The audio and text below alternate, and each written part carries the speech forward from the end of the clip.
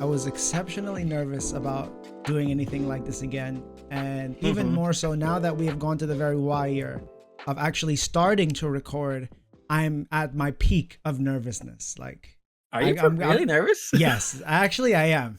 You disguised it pretty well. For someone who says like, they're pretty nervous, I think you sound pretty all right. But then again, you've inspired a lot of confidence in me, so it's. That's the one thing that I missed about doing the podcast. It was just actually having to express whatever feelings about the shit that we saw on the week. And when we stopped the podcast originally before, I felt like I was not talking at all.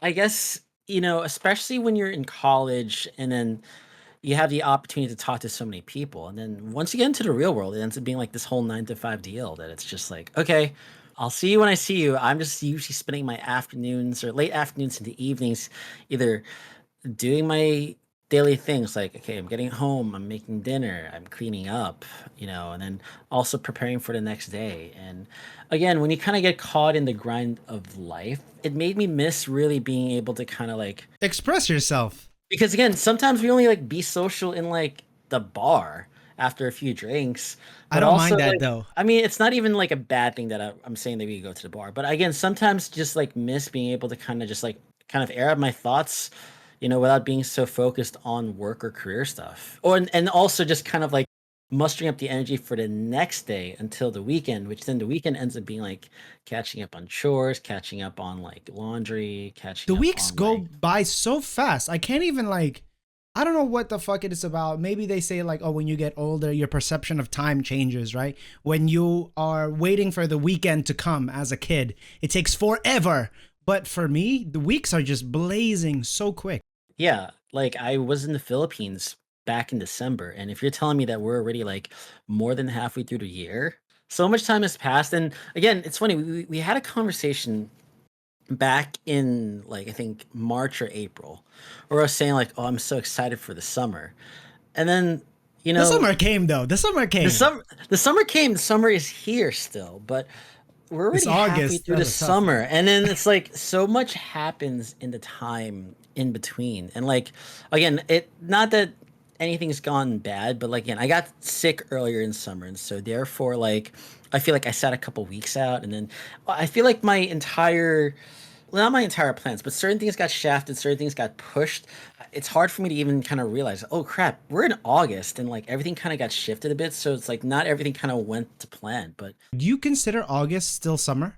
that's a hard one for me to That's a answer. no. I think it is, but the thing is, we're so used to August, especially when we think about school, right? Like the end of August is like kids going back to school. Once August ends, now we're like into like, even though again, season wise, summer ends at September 21st. Correct me if I'm wrong, but that's the thing. It's just like Oh, you're talking about like August. summer vacation. Yeah, but I Yeah, feel like okay. That's when it August serves cuts. as the Sunday of summertime. It's It's like still the there yellow as a light of the weekend. summertime. It's basically a cautionary tale to be like, look, it's about to end, and it's not like it's a day off. Like Sunday again is a day off, but at the same time, I'm more dreading that the next day is going to be like the work day. You have like Sunday scaries. That's what people call it. Sunday scaries, or Yeah, like the. I have Sunday scaries. I used to have Sunday scaries. I don't know what the fuck is up. Maybe it's my current job right now. Quite possibly, but Yeah. I physically remember feeling stressed right before like the week is about to begin. But now I don't Yeah. feel that anymore. I don't know what happened. You're lucky. You know what? When I think back when I worked at my previous job, I feel like because, especially when you're in like the film field and you're really like engrossed in it, and I worked out of like a camera rental house, so it's not like I'm working on set. But the thing is, I'm very attached to like the film field, so it's like I felt like my head was always working, but then I'm also willing to go out during certain days of the week. Versus now in my current job, it's definitely a very set 9 to 5. What are you dreading though? What are you dreading? Like when you have Sunday scaries, can you pinpoint the thing that's like, oh shit, I this is the part of the day on Monday that I'm hating? What is that for you? I don't think there's anything in particular. I think it's just more of like, all right, here we go. So we're gonna be sitting here for let's see, I get in like 8 o'clock, or no, not 8 It's o'clock, like the 8:30. act of having to get up when you don't want to get up. That's what it is. Yeah, I think that's it. Once you're kind of in that work grind, you're there for about like 8 to 10 hours, and then you gotta commute and you gotta go back, and then you're kind of stuck in this like weird cycle, which is weird because it's like it's not like my job is terrible by any means, but I feel like once you set yourself into that work mode, all right, we're in for the grind, and this is gonna be back to back for 5 days, until we hit Friday. I wonder if the Sunday Scaries has any correlation with commute time, because it's not like this job is any easier. It's not like I am doing much better or any worse at this job compared to the others. But the only difference from this job and my previous job is that it used to be an hour and a half commute, and I used Hmm. to hate. I used to have Yeah. the Sunday Scaries like crazy, but now it's only like 15 minute, like a 15-minute drive. Like it doesn't impact me at all. Maybe that's what it is. I don't Well, know. no, it's funny because now my commute's also easier because the job that I work at now is actually closer. So yeah, I can't really explain it. Maybe it's just because I feel like I guess when you're like in like a job that feels mostly like a job for income versus like Oh, there's no either passion. That's what you're trying to say. either You're just going there passion for the or there's like paycheck. something, yeah, you're going there for the paycheck versus doing something that you're really passionate about, even if you're not earning like the most money. I feel like that kind of does change the paradigm by which you view your week. Is you it know safe to say that you don't have passion with your current job? That sounds so fucked up. But I'm just saying. it's a very different thing. I can't, I'm not gonna go say that because it's weird. Maybe I'm just like, it's just because I feel like I spend a lot of time at my desk Yeah. and not as much socializing as I did like with my previous job. And I think that's something that, especially when I think as steps in a career, and I feel like where I'm at is just on that road still. But it's like I do feel like the type of job that I do enjoy is working with people, talking to people. Like I think that's something that, calling myself a half introvert but now more extroverted person these days, I feel like I really do enjoy working with people and feeling like I'm actually out there doing something versus like when you kind of sit at a desk and you're kind of like behind like walls and not really interacting with people.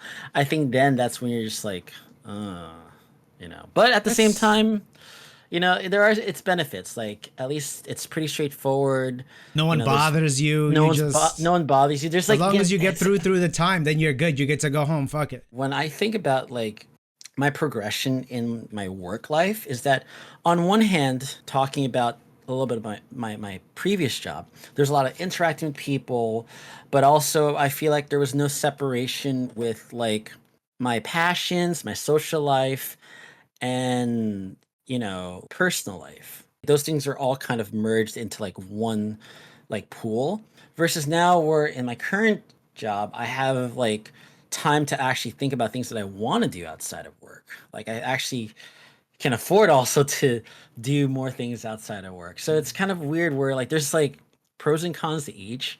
Yeah, it's trade-offs, man. I don't know. Like I'm I, not I sure do if we have any progress in terms of figuring out what exactly is the root cause of Sunday Scaries. Because for real, whatever that you're saying there, it's not that I don't disagree with you. I absolutely agree with you.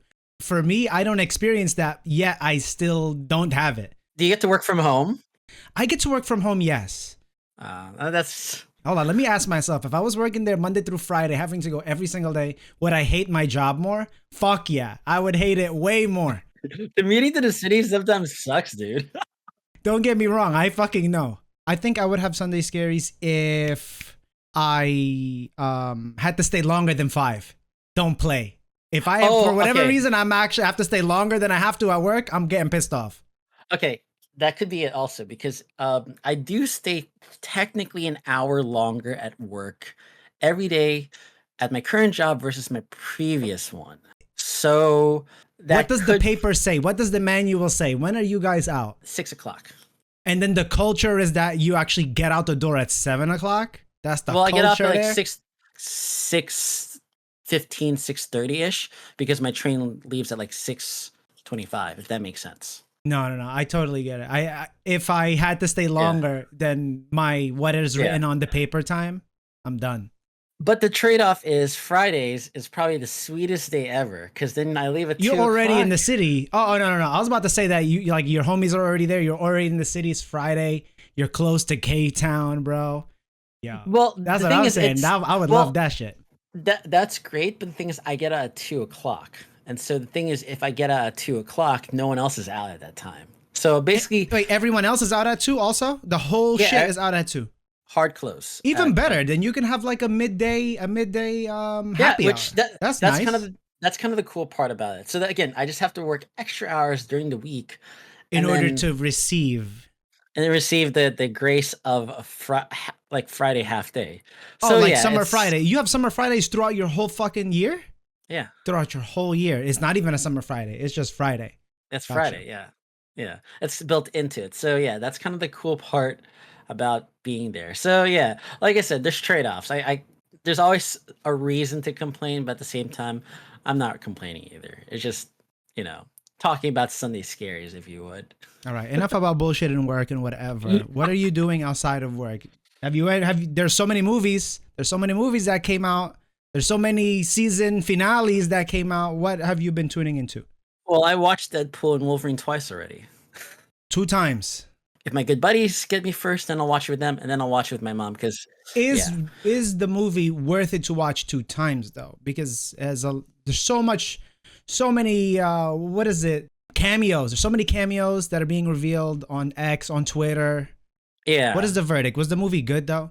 The movie was good. There's a lot of things that I think I thought about the second time, and I all right. So to answer the question of is the movie worth watching twice, just off the bat, I don't think so. More like you can get I your was about fill to out of the say first movie. nothing is worth it watching twice. Like there's a small list, very small list. There's a very small list that's like, oh shit, I have to watch it twice. But I feel Yeah. like also separate from that question, just about watching a movie twice, you start to notice a lot more things about the movie. Like you keep an eye out for other things rather than like because you're able to pay attention to more details because you already know how it plays out. You're just trying to see or pick up little nudges or little pieces that you haven't like caught in your first run, right? But it was a good movie. Honest, well, okay, it was a good movie, but I think the only problem that I had with Deadpool and Wolverine is that and this is kind of a thing that other Marvel movies have kind of suffered from is that it doesn't do anything to kind of forward or like create a plot line for the MCU. And I think the MCU's problem that it created by itself is that the previous movies, the ones that are heralded, like from phase one to phase three, all were like little pieces part of a bigger puzzle to Thanos and the Infinity Gems, right? Yeah, yeah. Now we don't really have that framework. And so these are all just kind of like one off episodes in a grander scheme. Like these are I all never little. considered his line of movies ever to be part of the MCU. Really? Deadpool 1 and 2, you've thought Well, those Deadpool. stories to be part of the bigger picture? So this is the thing Deadpool. So Deadpool and the X-Men exist in a different universe altogether. Yes, yes. This movie is meant to pull them into the MCU. Really? Wow. Okay. I didn't see the third one. I didn't see the third one. So it's very meta in its like execution where it's basically addressing like the pink elephant in the room like, oh yeah, we're being pulled in. Also, Disney's trying to cash out on us. Also, Disney yeah, try to like cash out on them how? Deadpool's that fourth wall breaking character who always talks about like again meta-ness regarding like the screenwriters, the Kevin Feige. So it's talking like he's basically like shouting out these people, all these names, just like, oh yeah, like case in point. I mean, am I? Do you want me to spoil it for you or? Yeah, yeah, yeah. I'm good. I'm Yeah. good. Okay, so I can't really comment exactly on how he says it, but pretty much one character that makes a very big appearance in here is Channing Tatum's Gambit. Oh yeah, I think everyone knows that already on In X, on 2014, Twitter, he was really. supposed to be playing this character, and then a lot of his introduction is Deadpool kind of commenting, just like, "Oh, you never really had a movie of your own." Also, like your accents like. Who is your dialect coach? Like he's basically making all these side comments. Like the meta-ness of Deadpool's nature is basically him echoing our thoughts about certain things that like are happening in the movie and also just calling it like, oh yeah, like Johnny Storm gets killed in the movie because we can't afford him because of the movie budget. Like he's really blowing out our movie budget right now. So that's the thing. Maybe people like that. Maybe Oh they yeah, were there's fucking with it. no issue with it. I'm just saying, like, again, it in the grander scheme of things, it does nothing It to doesn't forward. push It doesn't the push story. the story forward. But at the same Bro, whose time, fault is that though? Whose fault is that though? You're gonna say it's Marvel, but at the end of the day, to be what happened to Kang? yeah. What happened? Whatever happened to Kang totally derailed whatever thoughts they had. And now, what's his name? Robert Downey Jr. gonna play Doomsday. How do you feel about that? Well, let me finish my thought first though. Again, in terms of enjoying the movie as is, if you take away any portion of thinking about what's the future of Marvel, like you're not thinking about any of that, you're just trying to appreciate kind of this love letter to all the characters that have made an appearance. It was a beautiful movie. It was a beautiful movie. Um, it's not perfect, and that's okay. I enjoyed it, and I think that's part of it. Doesn't mean it's a good movie. Subjectively, I think it's not a good movie, but it's an enjoyable movie. I'll just leave it at that. As for RDJ returning as Doctor Doom, I don't know, man. I don't know. And I love RDJ. I think like a lot of other people, I love what he's done, and he's effectively, like Chris Evans, a staple of Marvel. But I don't know, man. I feel like I can't really tell. I feel like they could be copping out, and I just feel like it's Thank you for that, because that is Marvel basically admitting that they cannot do whatever the fuck it is that they want to do. They already had their shot with whatever they did during the midseason after Thanos, right? And they got a little bit wacky. People thought it was like going a little too far. Not to say that the projects during then sucked. Some of them were good, some of them were bad. But they pretty much copped out by saying that, oh, we have to get Robert Downey Jr. back in order to get this shit popping again. they got RDJ back. They got the Russo brothers back. The same guys who directed like Really? Infinity War. Yeah, They so got them back as they well. got the gang back together, right? Oh, so shit. because they got the gang back together, I do feel like it's a cop out. And I guess just without kind of diving too deep into it, but you know, one of my friends who's a big Marvel fan has told me Doctor Doom is like one of the big bads of the Marvel comic universe. Like he's easily one of the big favorites in bad guys, right? Yeah. So it's like in a way I want someone different than RDJ because RDJ We had enough of You- you already, dude. I think he's a great actor, and I do think that he has range, especially if you watch Oppenheimer. But it's like I don't know if he's that guy to do it. But I mean, prove me wrong. I'm happy to be proven wrong. You know, I just sometimes hate being that jaded know-it-all guy because it's like I'll just be like, all right, cool. If I'm right, great. If not, even better. But I don't feel motivated, you know, to believe To watch that it? I'm gonna watch it because Pedro Pascal and Vanessa Kirby are in it. Don't get me started, bro. I don't even want to cut you off and derail you, but I have had enough of Pedro Pascal for whatever reason. I'm good. Like, Yeah. take a break. Why? What the fuck, Why are you dude? tired of Pedro Pascal? I love that guy. No, he was amazing. He was the main actor in Last of Us, correct? He was Joel. Yes. Amazing. I had nothing against that. Mhm. But I feel like they're using him too often and too much that now it kind of blurs the lines between character to character. Give him a year off. Give him a couple like a couple months off before I see him again. Name all the other projects. I'm sure you know him in a lot of other shit more than I can recall right now. Oh, He yeah. was in Star Wars? Was he in Star Wars? Oh yes, yeah. He was the Mandalorian. He's the Mandalorian, bro. Next. So he was in Game of Thrones. Then he eventually went into the Mandalorian. Mandalorian. Okay, I could be missing a Last bunch of of details. Us. The Last of Us. He's also in Wonder Woman. He was in Wonder Woman as well? Wonder Woman 1984. Oh, yes, he yes, was yes. Okay. like you could be better, you know. I think it's because of that shit that I saw of him trying to flirt with Willem Dafoe's lady. There's a video of him on X, which I wish I could put up, but he was a little bit too forward with Willem Dafoe's lady, and Willem Dafoe caught him. He was like, "Yo, what the fuck? Don't play that."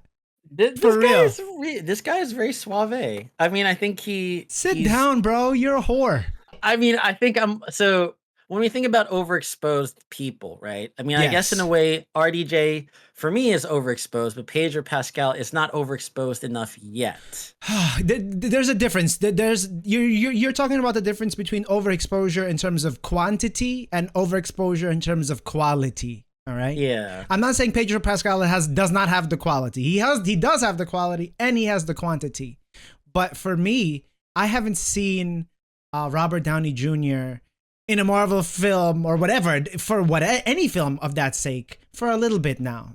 Oh yeah, there's been some lull periods in between. Like Yes. he did have movies afterward that weren't so great. Like after Endgame, he had Doctor Dolittle, which didn't really see much. But then He was Doctor Dolittle. yeah, which They made Doctor not, Dolittle white. He played Eddie Murphy's role. That's crazy. For real? yes, he did. I think the movie's called Doolittle or something like that. I didn't even know. I didn't even know at all. And then after that, I think he took a little break from it, but then he starred in Oppenheimer, which is like a very big thing because Oppenheimer. But he wasn't the main character. He wasn't the main character. He was like the bad guy in like Oppenheimer. Gotcha. So he wasn't the Okay. main character, but he was like basically the bad guy in Oppenheimer. So Yeah. yeah, you're right. He has kind of had some breaks in between, but it has been like back to back year. Like I think every year since possibly 2019, Pedro Pascal has been like Who's Moon Knight? slap. Oh, that's not Pedro Pascal. Yes. yeah, but it's another person who's like really good friends with Pedro Pascal. What's his name? Oh, I gotta look this up right now. No, go ahead. Moon Knight. Moon Knight is Oscar Isaac. Who the fuck is that? So Oscar Isaac, Let me look so if you've ever watched like Star Wars, like the sequel series, he's Oh, I like him. I like him. I like Oscar Isaac. he's Yes, Poe yes. Dameron, but Yes. he's a great actor. Like I think Oscar Isaac's another actor who like when I see him, I'm just like shit, this is gonna be a good movie. He's in a lot of works, but he's not as like again, I think overexposed or in so many like different IPs. If I see Pedro know. Pascal in a new fucking movie, I'm gonna Yeah. be like, oh my god. Yeah. But of also, course. Oscar Isaac was also in Dune, like the first Dune movie, like so he's a Duke Leto Atreides, like the father of Timothy Chalamet's character. Yes, yes, yes. Yeah, I mean it's funny because I feel like if you kind of compare like contemporaries, like Oscar Isaac, and Pedro Pascal are I think of a very similar caliber, where they're both like they're really great at playing like these very serious roles and have like a very good range, but Pedro Pascal is like, oh crap, this movie's not doing well. Shoehorn him in, and the movie or TV show is definitely gonna start like singing. It's gonna be Wait, really there's good. been specific examples of like, yo, this movie sucks, but we gotta go get XYZ to fucking revive this shit. Well, I can't think of any examples off my head with like with Pedro Pascal, but I feel like all right. he's an automatic like plus Oh yeah, 50 yeah, yeah. or 100 Yeah. in like the points. course. Basically. I think it's gonna be good, especially going back to like Fantastic Four and him gonna be. I mean, I love him and Vanessa Kirby, so I think they're gonna do like a really great job. But again, also it's like Who's Vanessa Kirby? you ever watched Mission Impossible? Yeah, yeah. She's gonna be Invisible Woman? Yeah, she's gonna be Invisible Woman. Yeah. Wow, and they're not gonna bring back Jessica Alba and all the other people? I thought they were really might. gonna do that. I thought they were really gonna do that. They might. As like so the main cast though. No. There's a possibility they might. I just don't know, or I can not confirm to what extent they will. But there's a huge possibility they will. But the thing is, because Marvel's now exploring the whole multiverse aspect, They can that's do why whatever the fuck they wanna do. they can have as many iterations if they want. They can literally have a new Captain America tomorrow if they wanted to, Yeah. or a new Iron Man. But again, bring us back to this first point. It's like when it comes down to like characters that I feel like he plays, like RDJ. At least RDJ's kind of created a persona that you know already. Like he's rich playboy, smart mouth, know it all in the room, right? Yeah. And I feel like a person or an actor who is kind of guilty of kind of bringing the same type of tropes to a lot of his roles is Johnny Depp. Like, And also, what do you call it? Deadpool. oh, and Ryan Reynolds. Yeah, Ryan Reynolds is the same Everything shit. is just, Ryan Reynolds is pretty much like Van Wilder, all the time, or Deadpool. Yeah, they're one and the same person, and it's almost kind of hard to separate it. And I think that's why, for me, for example, like Like I love Channing Tatum, but it was a little hard for me to separate, Really? his take on Gambit. Is because I feel like I've seen him in so many like other roles. And especially I think his stuff from 21 Jump Street and 22 Jump Street has kind of locked me in this whole like, you know, Who persona of you him that should I'm be seeing? Yeah. yeah, I should be seeing a different version. And for what it's worth, I know people have like some thoughts on his accent. He actually didn't sound that bad. I think he I think he sounds was pretty. really, really great. Comedically great. It's a little hard for me to separate. Like when I see him, I see like Channing Tatum. Do you see Magic Mice? Magic Mice. Magic yeah, Mike. Do you see? yeah. Do I? Yeah, I see. Yeah, again, I see all these other roles that he's played. Yeah. I see Channing Tatum. I don't see the character. I couldn't really break myself from.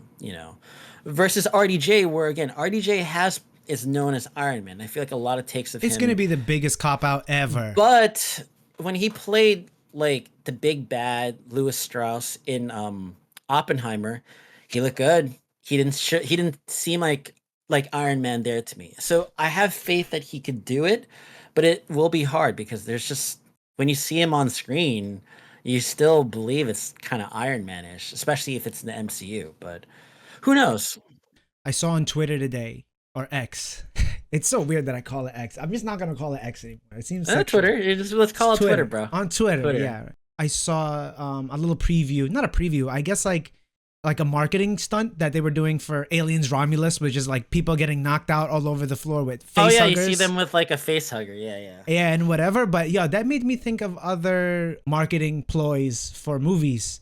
I have one in my head. Okay, I was a little too young to really appreciate it, but Blair Witch Project was really That being was the one I like was gonna say. yeah, Blair Witch Project was really that one that people were just like, "Oh, like this is actually true found footage. Like there's no actors in here. We really found it." And like people were legit scared. And for thinking back on the movie was pretty scary, pretty Blair spooky. Witch Project? Yeah. I thought it was fucking scary, but there's some people that tell me like, yo, this was the most boringest shit I've ever heard in my life. Uh, I can understand that, but I know yeah, exactly yeah. what you mean. Like I remember Jeff was telling me like, yo, this is a real murder. This is like this craziest movie or whatever. And the fucked up thing was not the fucked up thing was, but the timing was pretty right with the birth of the internet, the popularity of the internet. So it kind of made it even more real. Like you couldn't know if it was real or not. So then you thought it was much more than just a movie, of course. Right. And I think that's what led power to that at the time. It was just like, oh yeah, like this is totally found footage. Again, I think word of mouth was also word of mouth was also a little bit more critical back then because again, we couldn't just like tweet about it or like, hit up friends so instantly. Before like at the time that it came out, I don't think I even had a cell phone, which is crazy. Like I was still like a Yeah. young I was like I was still like in grade school. I But think yeah, I was dude, still like playing with Legos and shit. yeah, yeah. No, we were like I was still playing again, I was Legos and way shit. too young to even really have any appreciation for it, but from what people were saying, it's like, oh yeah, like no, it's totally like found footage stuff. And then like when I asked friends who were like at least 10 years older than me and who were able to watch that time, it's like, yo, we we were like scared because it was actually like we thought it was real. And of course we know better now, but yeah, I think that's a good example of like That was viral the one that I was gonna say. oh shit, I didn't I'm mean to trying to take think. No, it's fine. I'm trying to think of others, but that's only to say that that was such a big marketing campaign. That was such a memorable. I would probably say another one that I think was also pretty big. And I Yeah, think it's just because of the whole concept of 3D at the time was Avatar. Depending on who you ask, I know some people love Abida, like the Avatar. blue people. The Abida. blue people, yeah. But Okay. I know some people Can't believe we said that in this podcast, Abida. But anyway, I know some people were like whatever about Avatar, but I do think that at the time that it came out, it was just like what was their the marketing whole thing? What was their campaign? What did they do? just the whole well because at the time they were really pushing the concept of 3D, like how now movies if you watch in 3D great, but there's a time period Oh, like it was oh one of the yeah first movies to god adopt it, right? yeah that was like and they were really like I think that was the time of like the movie field that were really going down that road of 3D, and then eventually they stopped because it was like just too much of a hassle to like do. But I remember at the time she's like, yo, watch Avatar in 3D IMAX. And I remember this because, like, I mean, maybe it's just me, but like I was in the Philippines at the time, and my dad picks me up from the airport, and he's like, Don, you know, I'm gonna take you to watch Avatar. Like I watched Like it right already. now, right now. Yeah, like I watched it with like, with your cousins, and it's so good that I'm gonna take you again to like I'm gonna go watch it again with He you. pulled the fucking double. He took other cousins with me. And again, this is like the true IMAX screen. Like, in the Philippines, they had like a real IMAX screen. So it's like, again, edge to edge. Like, you're just like watching it. It's I like don't kind of think I've enveloping ever it. experienced of true IMAX. I don't think I've ever. Oh my God, dude. The thing, all right, you already know how much of a big movie lover I am. And I feel like whenever we talk with I other commend you for friends, that. I commend you for that. yeah. And again, like, I know one friend of ours likes to bust my chops about it because he's just always like, oh, he Oh, loves watching movies. he doesn't like watching movies in IMAX, or he doesn't care I for it. don't think so. I don't think he really cares. But again, I think So confused. my interest in movies is a lot more vested in him. I mean, I think movies is something that's always going to have a personal place in my heart because of just, I mean, I could go down the rabbit hole. Watching it in IMAX and just kind of seeing it, feeling it in such a huge resolution, I think really changes how you see and experience movies. That's why, like, when I watch like Avatar in IMAX, I think that set the tone for me. I'm just like, shit, I understand. I understand now. Like, it's one of those things that you have to experience. Wait, you saw IMAX and 3D? Yeah, Avatar. So you had the goggle, like you had the glasses, and then That's you had too like, much. First yeah, off, no, I don't mean to cut you like that, but tell me not, dude. The 3D goggles and whatever, that shit was garbage. That was like, what the hell were we like even thinking at that time to think that, oh, that was cool? It was cool, but it was like, what the fuck is this? This is a gimmick for real. okay, yeah, no, especially for like the few years that it was like really being pushed upon us, I think it was a gimmick because also it made the process, it made the shooting process hard, and it made also the process for people to watch it also hard too. Because like not everything takes advantage of it. Like imagine watching, I don't know, like what's a dinky movie that you could watch? It's like watching I'm not gonna lie, the movie that I saw for the first time 3D was Spy Kids 3D in the movie theater, bro. I oh god, that fucking saw movie. that shit. Did you like it? I don't even know why I was watching it. All I know is that it was the only one that I remembered having 3D effects. And then it was just really, really pointless. And you know how stupid Spy Kids 3 is, like in terms of their graphics? That Yeah. was like the perfect way to describe 3D as a whole. Right. Well, also it is attempting to like reach out to the audience, hence the third dimension. Like it's trying to Yeah. reach out to you like that. But Big pieces of cheese flying at you and shit. yeah. So at least the movie's trying to do what it is. But imagine like watching like I don't know, what's like a movie like watching Good Will Hunting in 3D. Like that movie is a drama piece that doesn't need to be watched in 3D. Like they're just talking and Wait, having what? Good Will Hunting. Good Will Hunting is the one with Robin Williams and Matt Damon. They made that into 3D? No, I'm saying that's an example of like Oh, where I was 3D about to say, like bro, what I'm what the trying to fuck? illustrate is like the pointlessness of like 3D in all aspects. Like Yeah. there's it's not necessary for that movie basically. And so that's I think the point where like a lot of movies don't require that process. So I think as time moved along, they kind of realized, okay, Like, like fuck this. This is stupid. it's not even really that necessary. Like, people are But, watching the regular version anyway. that said, I do think you should experience watching things in IMAX because like Oh, yeah, for sure. I watched Avatar 2. Like I took my cousins, while I was in the Philippines. I was like, hey, I'm gonna take y'all to watch Avatar. Just because I like, I mean it was a long movie, but dude, water never looked as good as it did. Let me ask you, James Cameron was also the one who did Titanic, right? Yep. What is up with this one director? Maybe, I'm sure there's others who, for whatever reason, get like the biggest movies, period.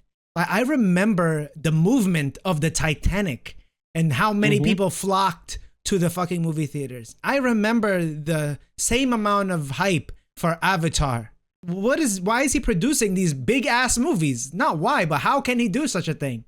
Because he's that good. People will disagree with me, but the numbers add up. I mean, this guy, his concepts are not really high level, okay? Like he's not creating like your Sevens, your Zodiac movies, right? He's not creating these really super thought provoking concepts. But what he does right is just a very small basic concept and imagine it in a way that other people have not been able to. Like he created Terminator. He created True Lies. I don't know if you remember True Lies with like Arnold Schwarzenegger Let me and ask you though, Jamie Lee did Curtis. True Lies and Terminator 1 or Terminator 2? He did both Terminator 1 and Terminator 2. Do you know if those had as big as a movie hype as Titanic and Avatar? So the thing is, those were his stepping stones into being able to do To that. get those bigger movies. Yeah, because the thing is like, and that's the way that Hollywood tends to work. It's like you have to prove yourself. True Lies was And good, then- by the way. Yeah. So I'll get to that portion because I'm a huge lover of True Lies also. But like when it comes down to it, each director has to create a movie that they see like, oh, okay, like the studios can now believe in me and they can put the money to do so. So what good directors do is that they'll have in mind the movie they want to, but they're going to create the script for the movie that allows them to shoot the movie that they truly want to shoot. Okay. So Terminator 1 was kind of his first like proving grounds of like being able to do something, and he nails it. Like he creates basically the one of the best science fiction horror movies around. And then eventually does Aliens, which is He also did that as well? he did Aliens. Oh shit. Yeah, so he did Aliens, he did Terminator 2, he did True Lies. So the one thing that one of my buddies and I talk about is that he's like the greatest living director. That's going to sound like a hot take from me, but the thing is his numbers are good. Like he hasn't, knocked on wood, created a clunker since, like as in direct and release it. Like he's produced like movies that haven't done well, but this guy again, Like what movie? What movie has he made that sucked? well, no, he hasn't directed the movie that sucked so far. Okay, he's clean. He's clean unless you count, which again, I never even watched it, but Piranhas 2, but that was like when he was like first starting off. in I'm his not career, even. yeah. But like, I'm not gonna again, count that. That's looking like his at first track girlfriend. record. Let's just start from the track record from like Terminator 1, Aliens, Terminator Terminator 2, 2. is a cult classic, Yeah, bro. Terminator 2. He also did True Lies. After True Cult Lies, classic. then he did Titanic. And after Titanic, he did Avatar. Yeah. And then after Avatar, he did Avatar 2. This Which guy, hold on, Avatar 2, some people say sucks. it made $2 billion. It still at the kicked box ass. office. It still kicked ass. Damn. So that's the thing. Shit. It's like his track record is I so enjoyed good. it though. And, I enjoyed it though. like I remember my friend telling me before I even watched it, he's just like, if you thought the first Avatar movie is simple, the second movie is even simpler. It's like even dumber, and that's crazy. Because you're just like, what do you mean it's dumber? And Wait, hold on. What was the mineral that they were after during the first movie? unobtainium, man. Unobtainium. Unobtainium. And then all of a sudden they switched to like this fucking whale sperm shit that was like way better than unobtainium. because son. apparently it's like the secret to like immortality or some shit like Oh that. my god, unobtainium. I just remember, I literally remember when Titanic came out and watching it in the movie theaters with like my family. Like it was like a family ordeal. It wasn't just like, it was a special event in the movie theaters. Like Passion of the Christ. I didn't go there, but I know my friend, he went to watch Passion of the Christ 8 times in the movie theater. I was like, what the fuck? No, that makes sense. But yeah, no, like like when Titanic came out, it was like a huge thing. It's just like, oh, it's 3 hours, but we gotta watch it. And then the love Celine story, like Dion. it had like the perfect formula of like, okay, you had two like Ancient young, virality. like two young actors who are like rising up in Hollywood, right? You had Leonardo. Leonardo DiCaprio, Kate Winslet, and their like chemistry was like on fire. But then also you had Celine Dion backing with like a hell of a ballad. Like that song will be sung in karaoke spots or plenty of like wedding venues or stuff like that for years to come.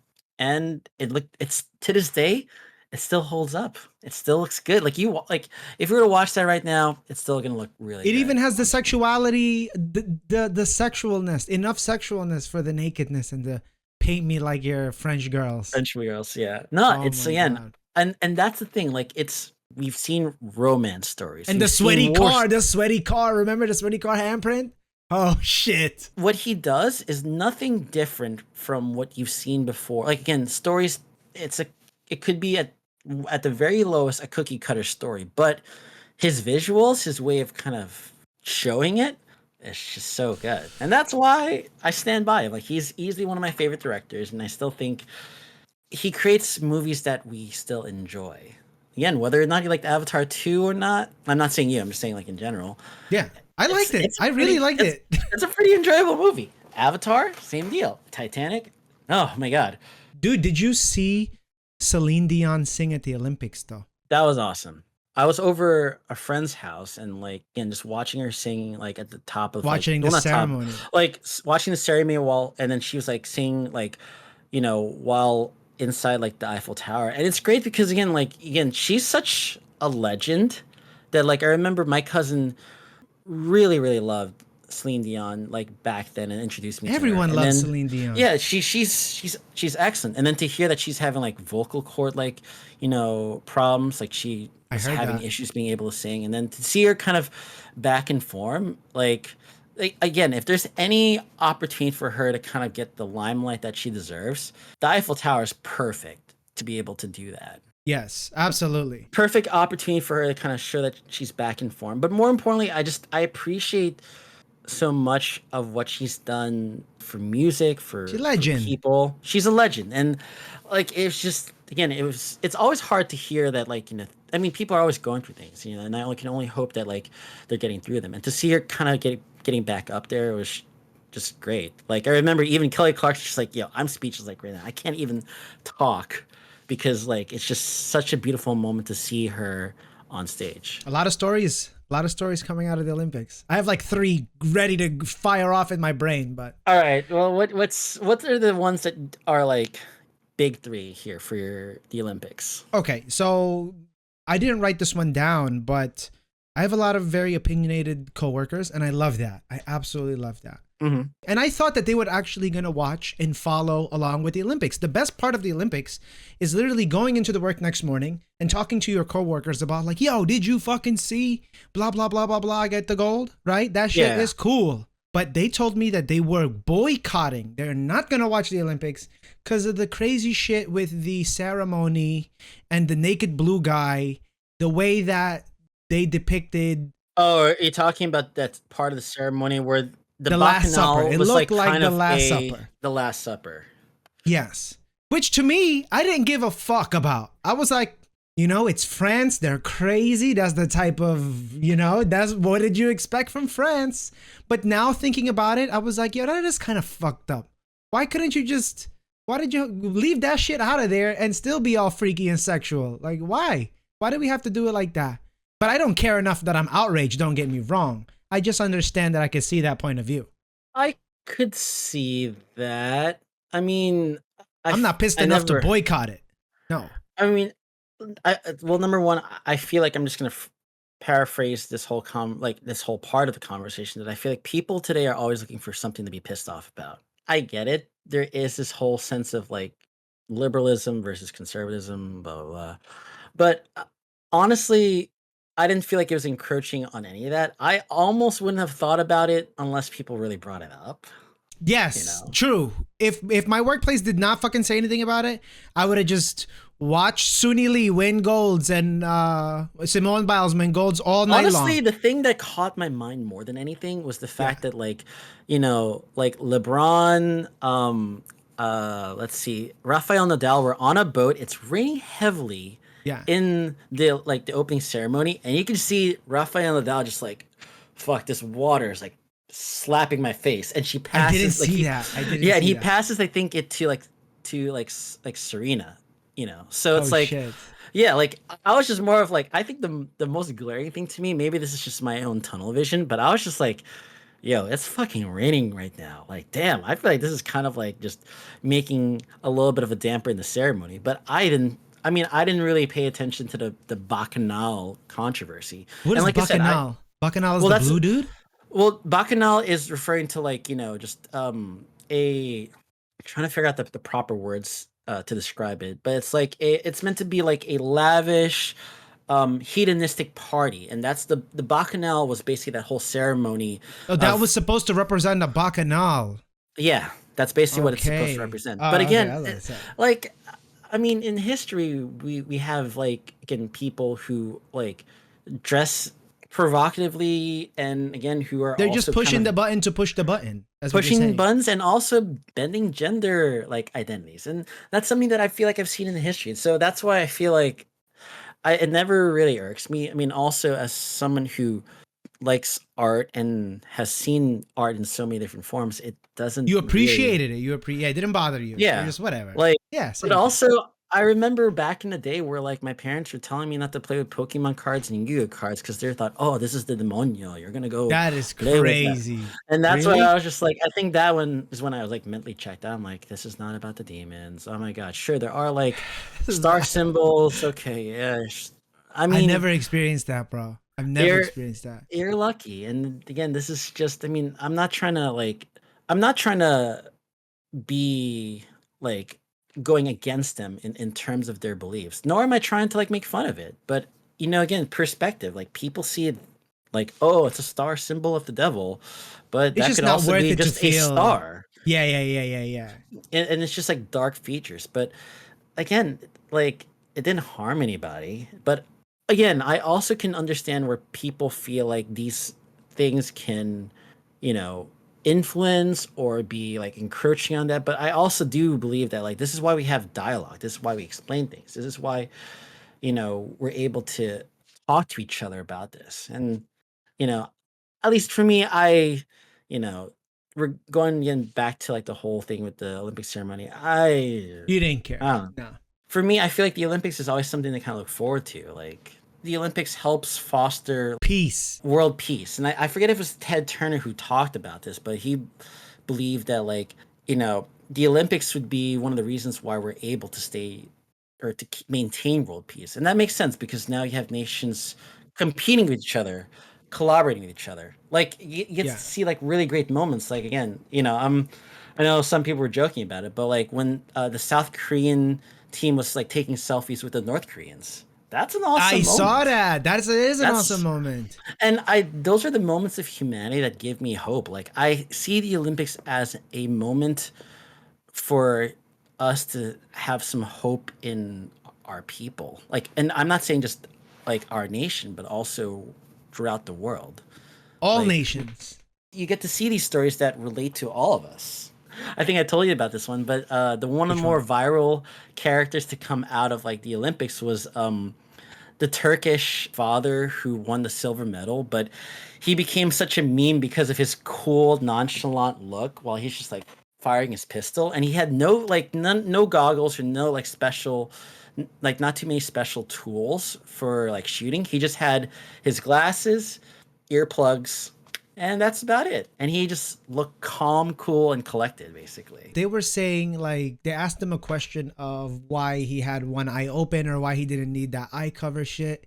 And they ended up saying like, oh, because like there's pros and cons to having your eye open and closed. And in this way, if it's open, you can see your field of view and whatever. And mad people on Twitter were saying he's a real life assassin. He got a silver. He got a A silver silver. with no So tools. and there's also a joke that's just like don't get gold because it'll like blow your It's too spot much. basically. Yeah, but Yeah, he used to be in yeah, the military. Like he again, this is not his first rodeo. Like he's won not gold in the Olympics, but he's won gold in like different other competitions. So he's good. He just this yeah. that moment where he just looked like a guy who just walked in there in a dad shirt. He's just like, oh shit, there's a shooting competition. All right, I'll participate. At the last minute. I think one of my favorite things from the Olympics is Snoop Dogg. Apparently, he's getting paid $500,000 per day at the Olympics. Jeez. That is fucking crazy, He's bro. very splashable in so many different situations. Like, if you're to come out to like anything, you just see Snoop Dogg, just be like, Snoop.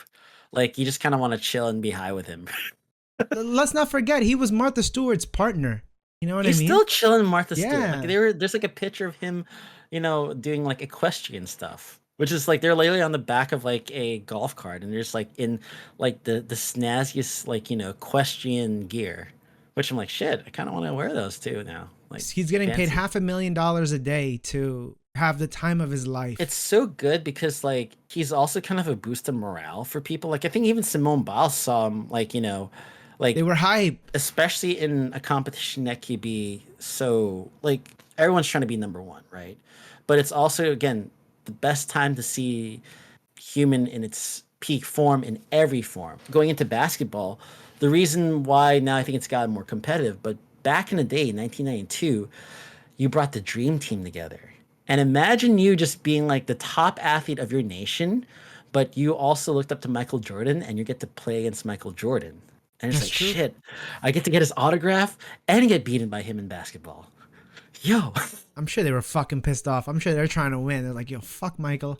Well, no, I think in 1992, because I remember reading up on it, but apparently, like, they're saying, like, more people were more interested in taking pictures In and meeting meeting Michael. and getting Yeah. autographs from their favorite players rather than playing against them. And on average, I think they were beating each team by like a 60 to 100 point difference. If I was a swimmer, I would feel like that for Michael Phelps. I'd be like, yo, Oh, there's yeah. no way I'm getting gold this year, bro.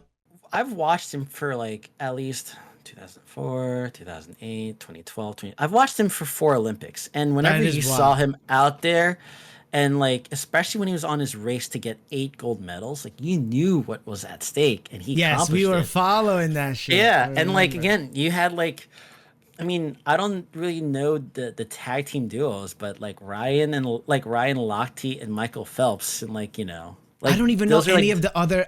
To be honest, I don't know. Not to sound fucked up, I don't know any of the swimmers' I names. know them, but here's the thing: they weren't doing as good as previous years because, like, the new Michael Phelps in the water, Leon Marchand, is representing France, and then the one who is What do you kind of mean? like What do you mean? What?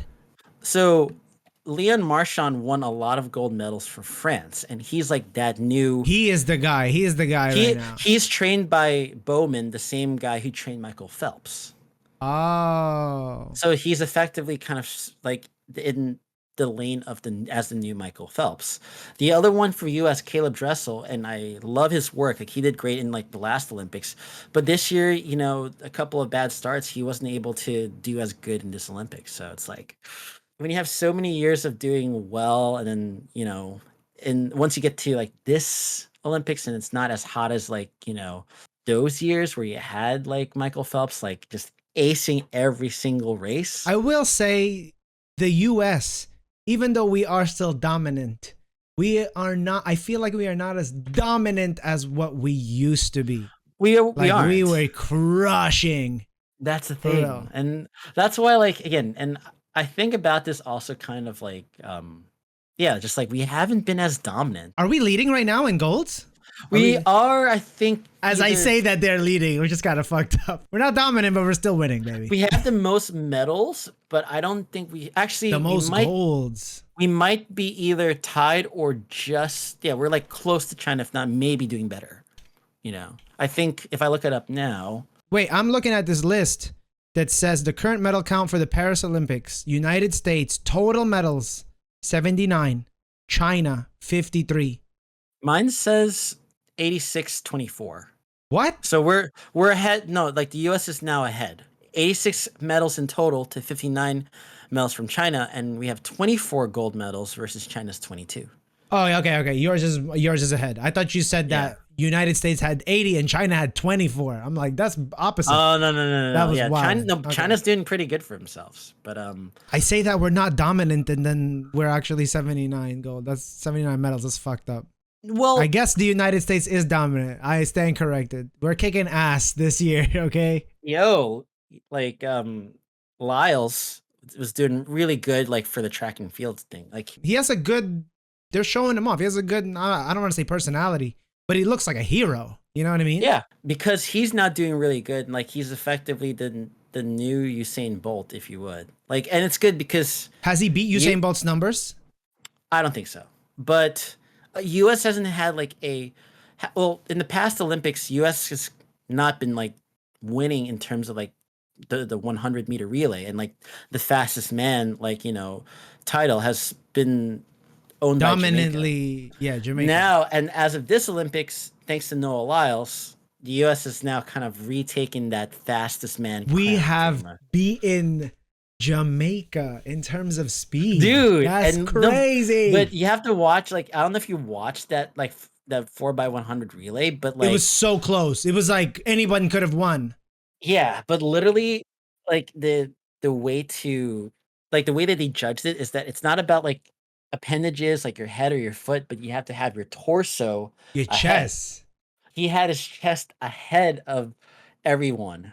That makes sense though, because I was actually thinking about that. Like, does it count if the hand is on the ground or if it's out there?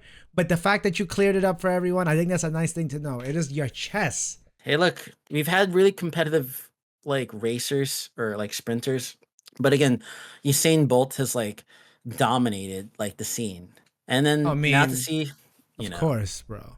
but now Noah Lyles, he was fast guy, so The Philippines has 2 medals. I'm looking at the list right now, and I know that I originally wanted to talk about our 2 medals, but I didn't Mhm. know that we only had two, gotten by the same guy, Carlos Yulo. Shout out. So for this Olympics, we have 2 golds and 1 bronze. 2 of them are won by Carlos Yulo, and then one by Ira Villegas. This is awesome. Actually, it's funny because like Carlos is gonna get like some really great rewards the moment that he returns back to the Philippines. They gave him like a Like, free house, and like they're giving him fucking. now that he has 2 gold medals, he gets double. He gets like He gets 2 paychecks now. 2 paychecks, and trust me, like, he's gonna You think that's be real though? Like the government is like, yo, we're gonna hook you up forever, baby. the one thing about the Philippines that I will say is that, like, especially if like you brought this recognition to the Philippines, you're effectively a national hero. Like, we think about Manny Pacquiao, and like, again, senator, featured in so many different things or publications. Every day he fought was like a That's holy fucking Manny day. Pacquiao though. We're You talking know, about Carlos Yulo. Nobody knows his name before he's gonna then, be and known now now. Trust me. Like, I can guarantee you that he's gonna be like in these all these like variety shows, talk shows. He's gonna be featured. He's gonna be paraded around, and he's set for life. Like, it's a pretty sweet deal. I mean, he's earned it, especially for like all the hard work that he's like done. gotcha, bro. Um, Bro, yeah, man, we've man. been at this for an hour and a half now. I mean, I guess to wrap it up, what are your hopes for this podcast? What we're doing here, man? I know it's a weird way to end, but I might as well. I'm sure the people who are interested in us personally will have definitely heard the first episode. Yeah, my hopes. I just want it to be Just fun. fun, sometimes like thought provoking discussions with you, but also to be able to talk to other people. And who knows, maybe someday we take this out on the road and be able to like talk to other people. Good conversations with you and with anyone else who wants to join us. That's what I kind of have hopes for when it comes down to the podcast. I think we're gonna be fine, bro. I think we're gonna be good.